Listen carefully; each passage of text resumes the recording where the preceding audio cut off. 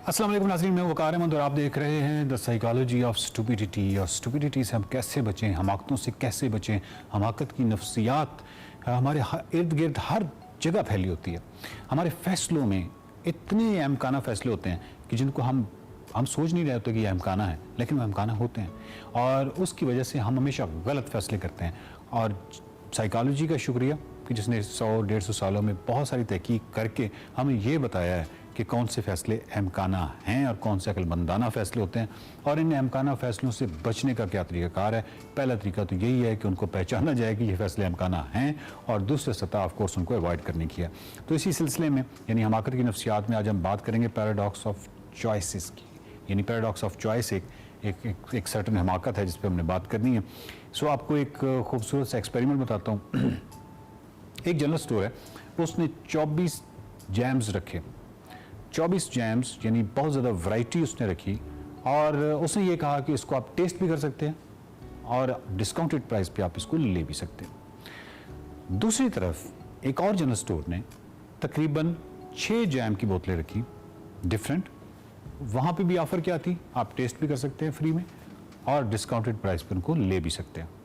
अब आपका क्या ख्याल है कौन ज़्यादा कामयाब होगा?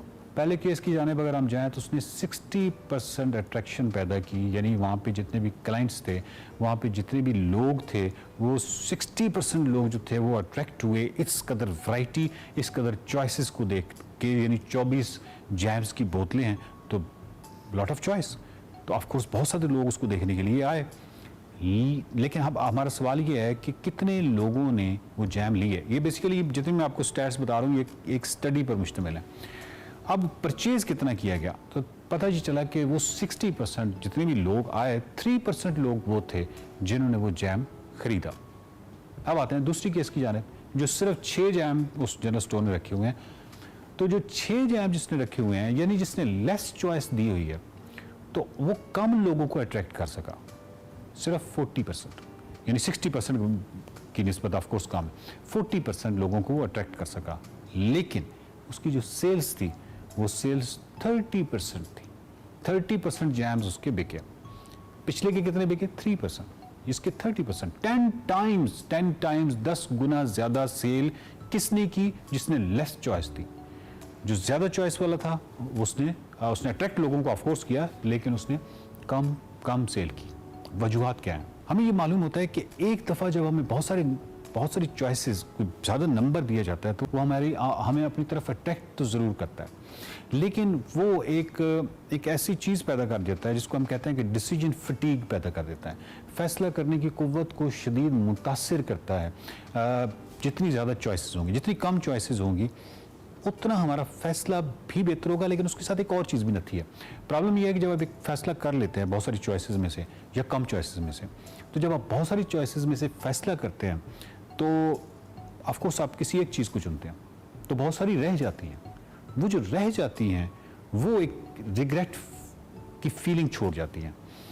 वो रिग्रेट की फीलिंग जो है वो उस हैप्पीनेस पे जो कि आपने चॉइस ली है उसको ओवरकम कर जाती हैं।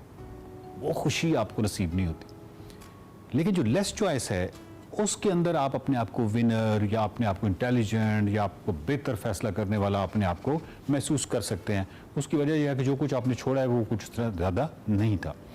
मैरिजेस के वाले से भी बिल्कुल तकरीबन ऐसे है। जितना ट्राइबल कल्चर में मैरिज की जो चॉइस थी दोनों जेंडर के लिए, अगर वो महदूद थी तो वो फैसला इतनी जल्दी हो जाया करता था। लेकिन जब आपको चॉइसेस बहुत ज़्यादा आप बढ़ा दी, यानी जितना सोशल मीडिया से लेके और ऑफकोर्स अब एक ग्लोबल विलेज बन गई है दुनिया, तो उतना ही वो फैसला मुश्किल हो गया। और फैसला तो आप कर लेते हैं, लेकिन प्रॉब्लम यह है कि ज़्यादा चॉइसेस में जब भी आप फैसला करते हैं तो एक रिग्रेट की जो फील है, यूँ कहिए कि जैसे वो जो सेटिस्फैक्शन है, वो जो इत्मीनान है, वो आपसे ज़रा छिन जाता है, वो कम हो जाता है इत्मीनान, जो कि लेस चॉइसेस में आपको रहता है, आपके पास रहता है।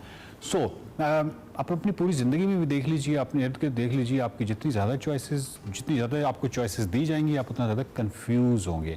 और अगर आप जितनी लेस चॉइस के अंदर, मिठाई का डब्बा आप देख लें जिसमें बहुत सारी कलरफुल मिठाइयाँ होती हैं आपके सामने आता है, तो आप उसमें से अगर एक चीज़ चुन लेते हैं तो यकीन कीजिए कि वो जो रिग्रेट की फीलिंग है, जो बहुत कुछ रह गया है, यानी वो मैं नहीं ले सका, तो वो ओवरकम कर जाती है उस लड्डू पे या उस बर्फ़ी पे जो इख्तियार किया है, जिसको आपने चूज़ किया। जबकि दूसरी तरफ अगर आपको सिर्फ बर्फ़ी और गुलाब जामुन दे दिए जाएँ तो उसमें से आप एक कर लेंगे, बाकी ठीक है कंप्रोमाइज़ कर लेंगे। इसको कहते हैं पैराडॉक्स ऑफ चॉइस। देखते रहिए हमाकत की नफ्सियात।